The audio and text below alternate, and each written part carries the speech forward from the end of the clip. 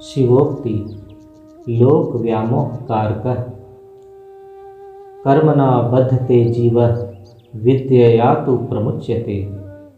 मनुष्य यदि ज्ञान वर्जित रूप में काम करता जाएगा तो वह कर्म बंधन में बद्ध होकर अंत में जड़त्व को ही प्राप्त करेगा। मनुष्य जहाँ केवल यंत्र के समान कार्य करता रहता है और उस यांत्रिकता के साथ प्रज्ञा का कोई संबंध नहीं रखता, वहाँ हमें यह समझ लेना होगा कि यांत्रिकता मात्र जड़ शक्ति की ही अभिस्फूर्ति है।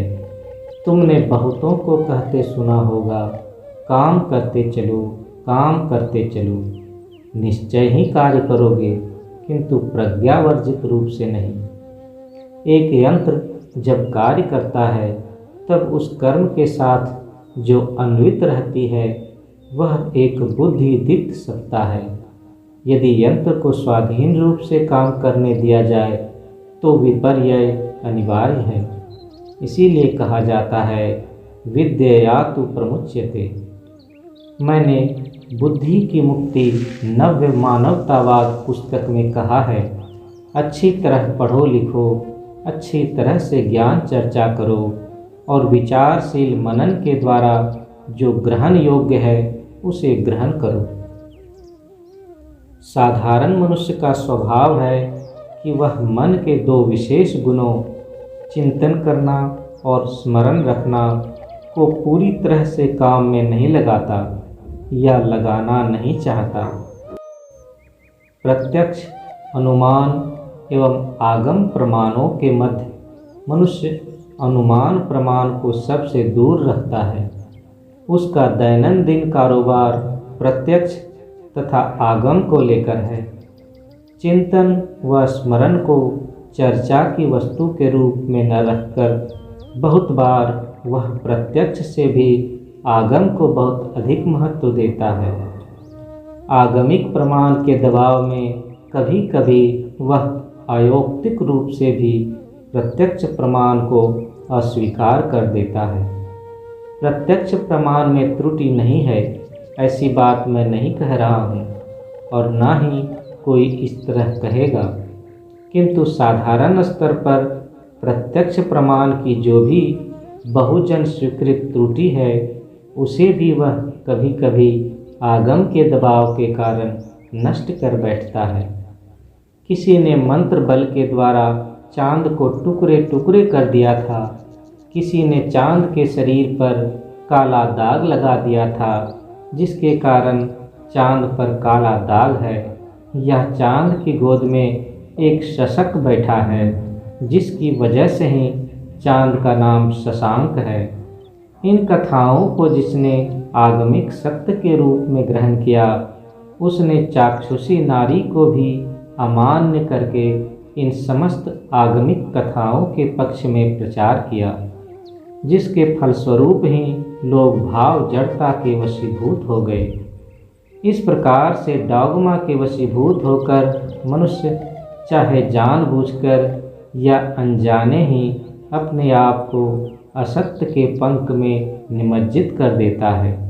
साथ ही मनुष्य के ज्ञानात्मक प्रसार तथा ज्ञानेशना को भी नष्ट कर देता है। इस आगमिक प्रमाण का प्रभाव सबसे अधिक उन लोगों पर है जो पढ़ना लिखना नहीं चाहते, अपनी विचारशीलता को बढ़ाना नहीं चाहते। वे अपनी चिंतन तथा स्मरण शक्तियों को लोहे के संदूक में बंद रखकर उसमें ताला लगा देते हैं।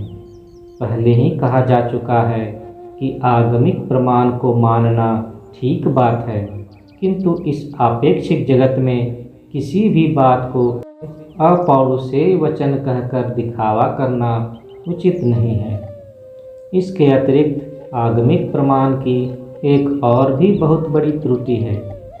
जिस उत्स को आगमिक प्रमाण कहकर माना गया उसमें अज्ञता प्रसूत त्रुटि या काल बाधित त्रुटि के अतिरिक्त मानवेतर वृत्ति का प्राखर्य भी हो सकता है। एक असाधु यदि एक जनगोष्ठी के ऊपर प्रभाव विस्तारित करता है, जिसके फलस्वरूप यदि वह जनगोष्ठी उस व्यक्ति को आगम प्रमाण कहकर मान ले तो उस अवस्था में वह व्यक्ति स्वेच्छाचार मूलक त्रुटिपूर्ण मानसिकता को साथ ही अन्यान्य क्षतिकारक वृत्तियों को गोष्ठी पर थोप कर उसकी बहुत बड़ी क्षति कर सकता है। वह निरीह विश्वासी व्यक्तियों को काल चक्र से दलित मथी पिष्ट करके अंधकार के अतल गह्वर में निमज्जित करा सकता है। व्यक्तिगत ख्याल के आधार पर रचित बुद्धि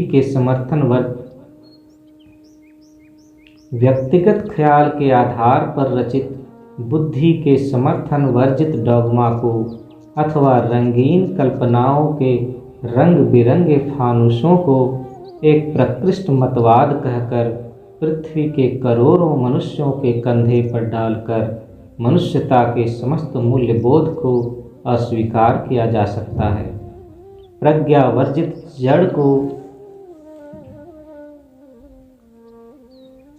प्रज्ञावर्जित जड़ जो मनुष्य का दास मात्र है, उसे ही मनुष्य का उपास्य देव मान मनुष्य की मानवीय संपदा को, चिन्मय संपद को नष्ट करके व्यष्टि और समष्टि को दीर्घकाल के लिए हाहाकार को घूर्ण्यावर्त में निक्षेप कर सकता है।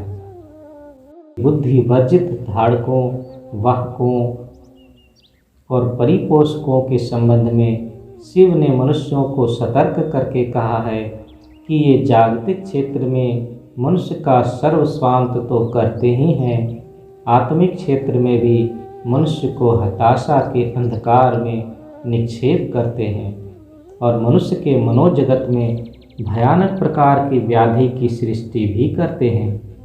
मनुष्य के संपूर्ण अस्तित्व को ही ये व्यथा से जर्जर कर देते हैं। उसके रास्ते में सामने केवल मृत्यु की कराल कुहेलिका ही रह जाती है।